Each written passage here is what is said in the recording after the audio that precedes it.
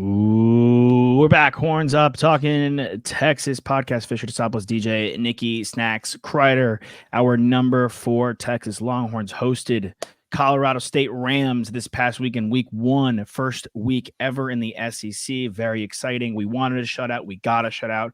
We won to the tune 52-0. Solid on third down, solid on fourth down, only 3 team penalties. The transfers look great. The freshmen looked fantastic. We had 1 turnover, which was a batted down, tapped up interception for Quinn, so nothing too terrible. A lot of receivers touched the ball, a lot of tight ends touched the ball. Gibson got play at the running back spot. Even Arch Manning saw time on the field and had his first collegiate touchdown. A lot of things went right of all the top teams in the nation, a lot of who looked really strong, some of which fluttered a little bit. We looked like we deserved that number 4 ranking. We looked like the guys that we returned not only came to play, came to finish what they started, but grew and got better. And we looked like, once again, which, look, just because you get a good guy in the transfer portal does not always mean he's going to convert. We got the right guys, not only some of the best guys, but the right guys in the transfer portal and our freshmen. Couple, Wardell Mack had a pick. Ryan Wingo was our leading receiver. Gibson, again, who I mentioned, ran the ball exceptionally well. We had a bunch of strong freshmen, play in this game. And it just goes to show that Sark's recruited well. He's prepped the team well. And Leona Lefau, the Hawaiian linebacker, also had a tackle for a loss and a couple of tackles. He is also a freshman. So recruiting great, transfer portal great.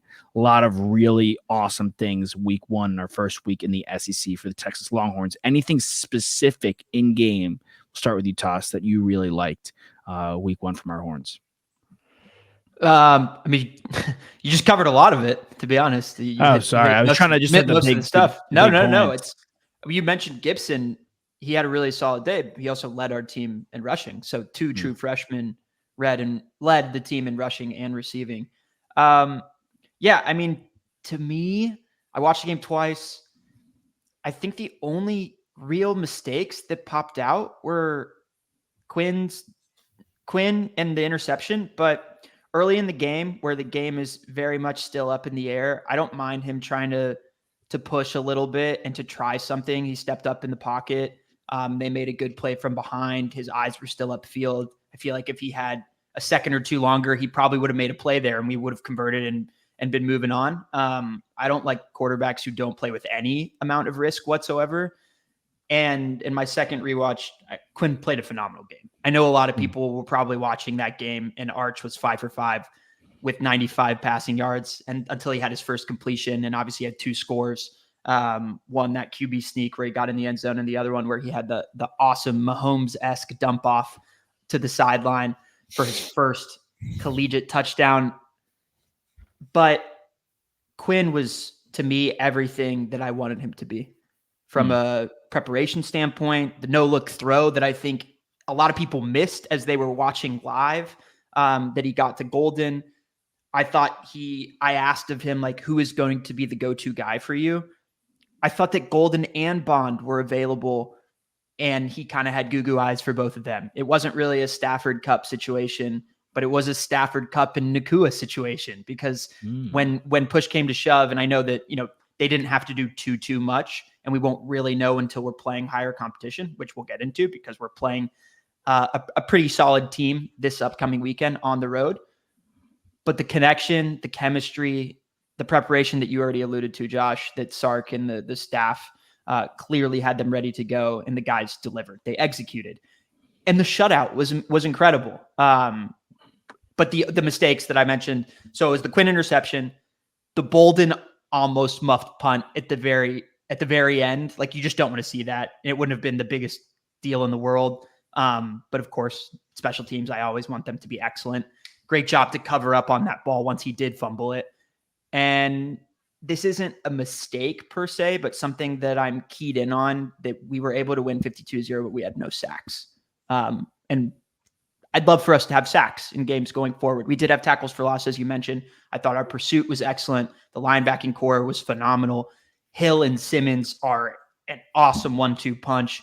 We displayed our depth, but I do think against a team like Colorado State, I would have loved for us to get into the backfield 2 or 3 times in this game. And that's kind of the only things that I feel like resulted in us playing an an A+ game as opposed to an A++ game, but tons of great things. Yeah. Nick? I mean, I shouldn't be going last anymore because you guys have basically said everything that I was going to say. I mean, there's not really much more to this game besides it was an ass whooping, and we needed to get in the backfield like toss. I mean, that was my number one point, is that there's no sacks there, and for a D line that is a lot different than it was last year, losing two of our top guys. You'd like to see a couple of guys come in there and make big impacts. Trey Moore, Colin Simmons, new guys coming in the building. Obviously Broughton's back.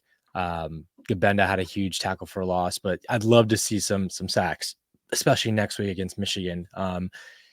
I think we looked really good on the offensive line front. We were pushing them back every single play, getting chunk yardage. I wasn't in love with the running back play early on. Obviously, Wisner got his touchdown. But I think Jaden Blue, it's kind of evident that he is not necessarily an every down back where you want him running between the tackles all the time. It's more of a guy who is good in the pass catching situations or third down situations or outside the tackles. I love that we leaned on Jarrett Gibson towards the end of the game, getting the bulk of the carries, 10 carries and 67 yards. So that's 6.7 yards per touch, which is phenomenal for a running back in your debut. That there's no reason in my mind why he shouldn't be the number one RB heading into this week against Michigan. I mean, we saw CJ as the number one RB last year, week one. Obviously, he goes down, and then Brooks takes over and has his phenomenal season. And then, CJ comes back and is RB number one when Brooks goes down. So it's not, as a freshman, it's no big deal. I mean, I think Jarrett Gibson has the luxury of, he was playing at IMG Academy where, pretty much all those guys are Division I athletes anyway. There's not a ton of curve going against a bunch of high school players like you would, in like 3A high school or 4A high school in Texas, even 5A. But Gibson, I think, is ready to roll right now, being our starting running back. And let's just keep feeding the kid. You guys basically said as much as you need to say on Quinn and Arch. I don't think anything else needs to be said there. I'll let the tape speak for itself. Obviously, it's cool to see Arch in there in a big resounding win. He looked phenomenal. I think, when we were all sitting together at the bar watching it together, everyone was just smiling ear to ear how sick it is to have him and be able to, see what he can showcase with his legs and his arm. Huge arm. I mean, the first play that we had that Josh, you shared on our TikTok of him just zipping it out there on the rollout. I mean, love Quinn so much, but like, these are two different quarterbacks. They have like two different styles. Quinn is not the type of guy who's going to roll out and just sling it, 20 yards down the field, on a dot. Quinn's the guy who sticks in the pocket and, can complete a deep ball, can complete the short passes, kind of makes his reads. I think Arch is one of those guys that has a big rocket arm that can move around the pocket very fluidly. So excited to see him get more reps as we continue to beat the crap out of teams, because I think he'll probably see some more reps, maybe not next week, but definitely against the Louisiana Monroe team. He should see some reps there as well. Wide receivers, I mean, it's a delight always as a former receiver to see as many guys catch passes as they did. I remember back in like the Brady days, for the Patriots, like you would look at the stat sheet and you would see like 9 guys, 10 guys get catches. And it's a depth thing, of course, but it's also just like your quarterback trusting so many different guys and having schemes for so many different defenses where, you don't want us to beat you deep. Okay, we'll beat you short. Oh, you don't want us to beat you on the sidelines. Okay, we'll come across the middle.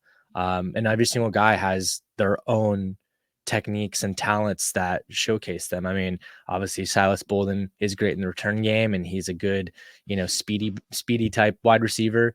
Isaiah Bond is your more vertical threat, kind of shifty route runner. And, that was on display. He was our leading receiver in receptions.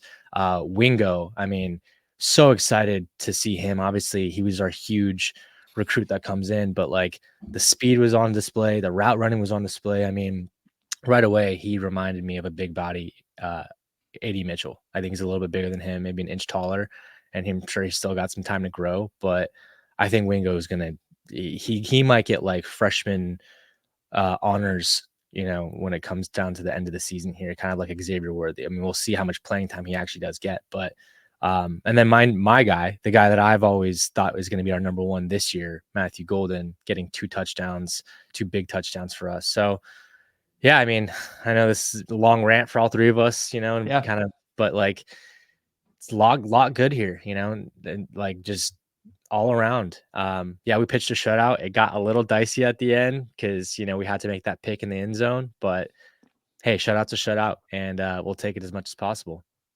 I think the one interesting thing about Wingo is, yes, he's a freshman, but a lot of the plays where he was involved were schemed for him to make that play. Yeah. One was a screen pass that he took up, I think, for 8 or 9 yards. The first catch he had was that contested catch where Quinn threw in a tight NFL-esque window, and he's got a guy on his back, and that's just what a big body and that height and that frame can do for you for Wingo. And then he had the kind of drag route where he caught it across the middle and he took it up, and we got to see the yak. It took 3 guys to bring him down. And I even still think, like, as impressive as he was, he still is a little, like, kind of baby giraffe-ish out there. Like, I didn't feel like he was running with 110% confidence from a speed standpoint, but that will come. But his talent it's raw, it's real. And I think at a certain point, it's been undeniable clearly in camp, or else he wouldn't have been out there with the ones at certain points rotating in. But man, I feel really comfortable and confident about our receiving core. You mentioned Golden. You talked about, Cook also had some nice plays in there as well. He displayed the speed. Bond, Golden, Bolden are so twitchy and quick that if they get single coverage, they can find some amount of space where they can push away from their DB. And the great thing about Quinn, no, he doesn't have the rocket arm in the same way that Arch does, but he can throw in every style. He can whip it in there if he needs to. He can put the touch on the ball like he did to Golden on that out route where he threw it over the defender who wasn't looking, and he placed it perfectly for that first touchdown. Yeah, that was nice. I feel really, really good about the variety that Sark has at his disposal from a play calling standpoint. And I'm with you on the Gibson thing. I'd like to see him get more touches, but I think it's, for me at least, it's got to be a room still. And in my rewatch, I was more impressed with Blue than I remembered from watching the first time through. And 3 for 39 in the air, obviously from Blue, is what you expect from him, and that's why he's such a difference maker when he's out there, is because he's a great pass catching back. He also dropped one. He should be like 4 for 55. Tough catch though. Tough catch, but he had some space in front of him, and we know what he's like when he has open space. Yeah. So I'm feeling really great about our offense, and there's, again, like, there were only 3 things that I could pick that were real standouts as like missteps, but we won 52-0. So it's like, what am I really talking about? It was, Josh, before you get back in here, it was a monster way to close out. It was an amazing way to close out already what was a monster August for us in terms of recruiting. Just going ahead and maybe having the best August that we've maybe ever had, starting with Khalil Lockett, getting Jonah Williams, getting Jamie French.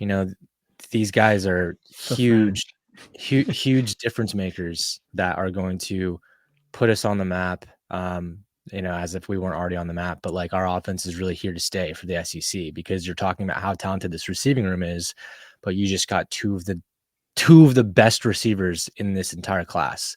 I've been seeing stuff on like Barstool Longhorn or just like Twitter in general, where it's like, how is this legal?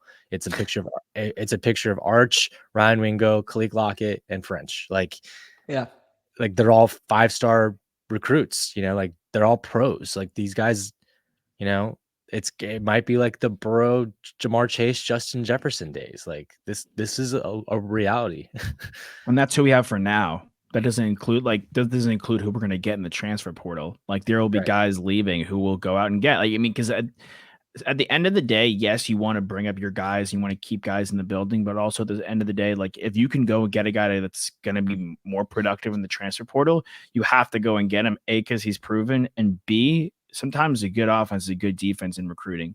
If you don't get him, that means somebody else got him. And if he's a really great player, Like if we didn't get Matthew Golden, somebody else would have gotten him. And it could have been a Georgia, it could have been an Alabama, it could have been one of the people we're going to see at the end of the season, let alone during the season. So it's important to get those guys too in the building, not only to play them and use them, but also to keep them away from your opponents.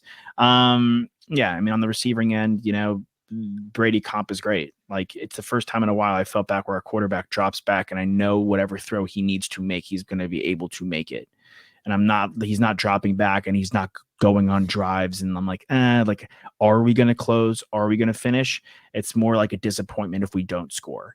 And I felt like it's been a while since we've had that at the quarterback spot. And there are very few quarterbacks in this nation watching the games on Saturday that have that ability. And we have one of them. I mean, going across, like, again, yes, it was a walk in the park for Alabama, but I think we all kind of anticipated they weren't going to miss that much of a beat. And Kalen DeBoer is a good coach, and they had a freshman wide receiver who was really nice. Ohio State, though, yes, the final score showed, they did a number on their opponent.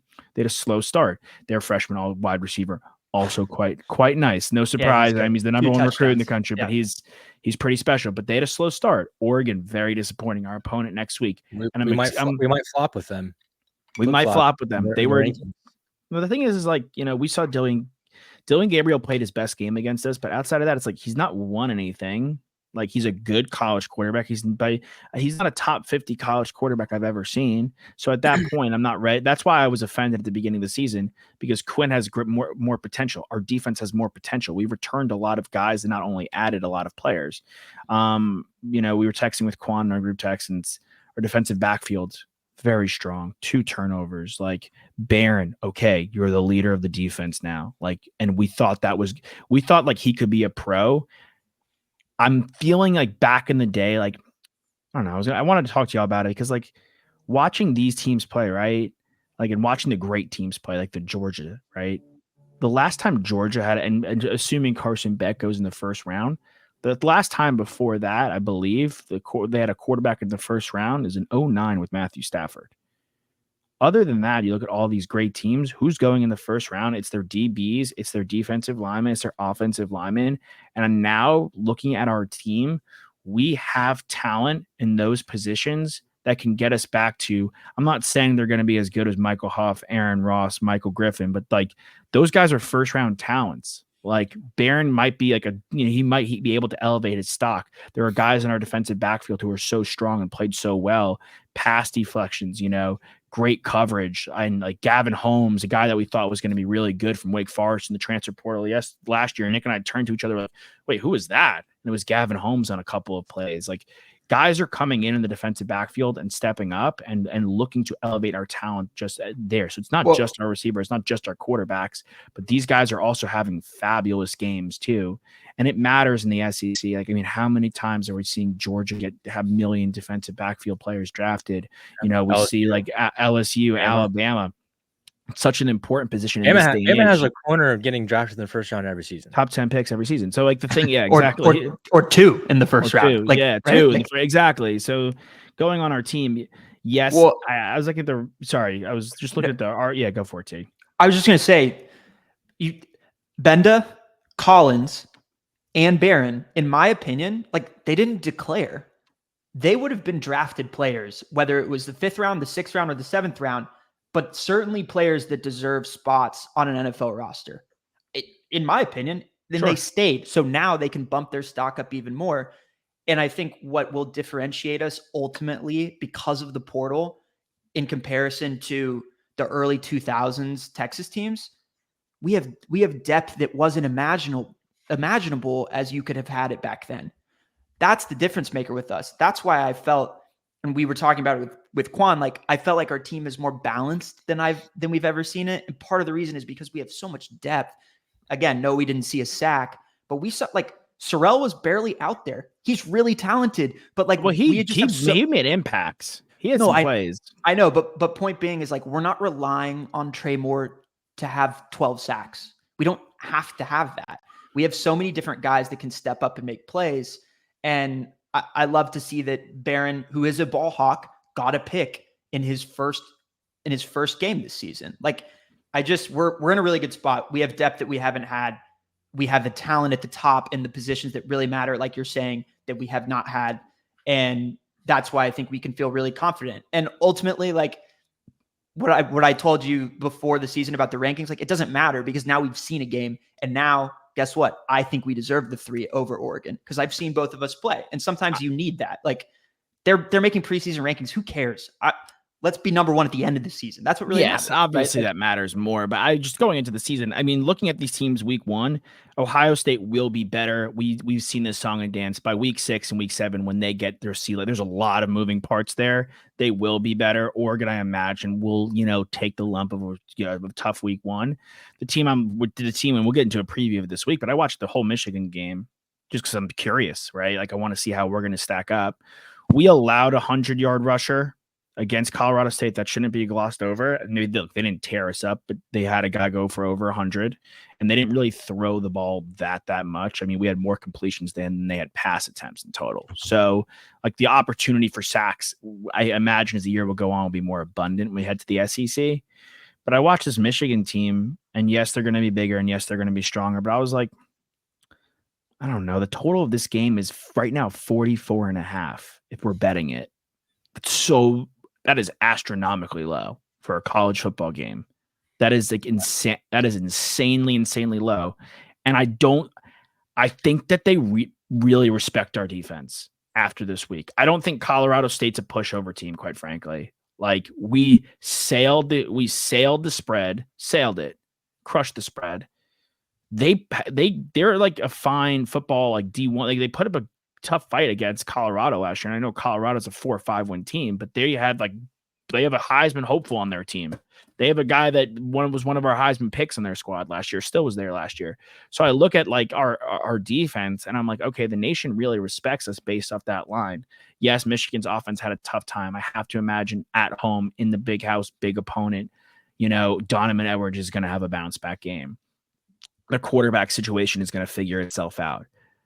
But teams looked at, I think the rest of the nation looked at, like in the line makers looked at how we looked at our defense this past weekend. We're like, oh my God, not only does Texas have the receiving depth and 3 tight ends, not even 3 three mother effing tight ends caught a pass, bro. 3 tight ends caught a pass. They have the depth on the defensive line, linebacking core, defensive backfield to keep up with Michigan and to keep up with any potential speed and run game Michigan wants to throw their way. Michigan can't really throw the ball. That didn't look good. Like we're going to be in a real position to make an absolute. I'm not like locking us into win. I'm not putting the cart before the horse, but this is a serious weekend to catch an opponent where we have the upper hand. I like to think in almost every aspect of the game, including Bert Auburn nailed that 45-yarder, baby. Like their kicker is really good too. But we have the upper hand in so many aspects of this game. We could make a huge national statement this upcoming weekend emphatically, like based from both teams. And again, Fresno's no pushover, but based off what I saw from both opponents and both teams and how ready they were ready to play. Like, yes, teams need time to get acclimated. But the teams that don't need time to get acclimated and that came ready to play and ready to rock also we should tip our hats to those teams. We should reward those teams. Us, Georgia, Bama, Ole Miss, Tennessee, like Oklahoma. These teams came ready to play. So those teams deserve to get their hats tipped to them, right? They were Penn State, ready to rock, and those are the teams that are going to be dancing at the end of the season. And I will shout out Silas Bolden because I think we all turned to each other when we were watching the game. Just to have him in the return game, like losing Worthy in the return game, losing that speed, having a guy like Silas Bolden back there, he had 1 catch, but his impact on what it could be on the return game, like that could flip a game. That flipped the field for us. 1 drive that flipped the entire field for him. He had a 25-yard return. I mean, that's flips the field. Huge. That's always huge when you can get that. So there's a lot of things I think we're all impressed with. It went as well as it could have, I think, in all of our opinions. And I think heading into this week, we'll cover it a lot, but I'm happy we're seeing – it doesn't feel like – I'd rather see Michigan than Oregon because it feels like Oregon has some growing pains, but I feel like they're going to bounce back nicely against Boise State, whereas I think we kind of saw some true colors of what this Michigan team's going to be and the effects of losing Harbaugh and the effects of losing a lot of their offense and defense. Well, I think if we can dictate the pace of that game, that will benefit us tremendously. and Mm-hmm. they can't outscore us. Like that's not how they're gonna win. If we score more than 25 points, like we're gonna win we're gonna win that football game. I look at Orji as very similar to Milroe when he first got the job. Like he has to prove it as a thrower. Milroe of what we saw on Saturday is completely different than when he first started, right? Like when Orji gets an open space, he's a big body. He is incredibly fast. He's hard to deal with. But if you force him to be a thrower, he's not the starter. I know. That's the crazy thing is that's the guy that everybody thought was going to be. Right. So they have quarterback questions, which is what Alabama had last year as well, right? Until Milroe like regained the job. Early in the season, everyone was like, we can't, because we beat Alabama and we made Milroe look a little silly because we forced him to be a thrower. And he didn't mature until later in the season, I would say. Like they have question marks, and I think it's something we can exploit. You're right. They're going to try and ground and pound. They want to keep the ball out of our hands. And I feel like that's going to be the method to the madness of trying to beat the Texas Longhorns this entire season is keep the ball out of their offense hands, because if they can dictate tempo and they can dictate the pace of the game and win that TOP and get more possessions for the offense, like we're going to win because we're just too volatile. We have too many options. So I feel really optimistic about this weekend as well. And yeah, we'll get further into it, but I was really impressed with a lot of the teams in the SEC and how prepared they were. I mean, you're talking about quarterbacks and Dylan Gabriel. Like if I make my top 5 list of who I think is NFL ready after watching week 1 of college football, which isn't really fair, but like everybody's doing it, right? Everybody's still doing that game. It's Quinn, it's Carson Beck, it's Shadur, it's Jackson Dart to me, and Cam Ward. Those are the 5 guys. Those 5 guys are a class above the rest. And Cam Ward balled out. He was Miller Moss too is nice. Miller Moss is nice. What do you mean? Yeah, he was great. He had an awesome game. He and Nussmeier both played really, really well. LSU's defense has still some serious holes. It looked a lot more like last year's defense in comparison to USC's defense, who looked like a completely different unit, in my opinion. Yeah, I just kind of disagree with you in one aspect. I wasn't that blown away by the SEC. I was blown away by the teams that beat the crap out of the bad teams, like that were like the good teams. The teams I think are good, like Ole Miss, us, Bama, Georgia. I mean, Auburn also hung like 60+ points. Auburn, yeah. Oh yeah. They're not. That A&M game was a snooze fest. Snooze fest. Yeah. Well, look, the teams that we identified as shaky are shaky, right? Florida, shaky. A&M, shaky against the Notre Dame team who has a good defense, but they weren't able to do much on offense. Their offense leaves a lot to be desired. Notre Dame's offense, right? You're saying? I mean, both offenses, yeah. I think both. Vanderbilt matched their season total wins from last year already. They beat Virginia Tech in overtime. More so the teams that I thought were going to be good, Josh, like really delivered in week 1. I didn't have high expectations for LSU, A&M, or Florida in comparison to what they've been in years past. Well, I'm just saying the nation had high expectations for LSU. A&M had high expectations for itself, and that flopped. We went in the big quote unquote money games. SEC went 1-3, but I think those are all 3 understandable losses.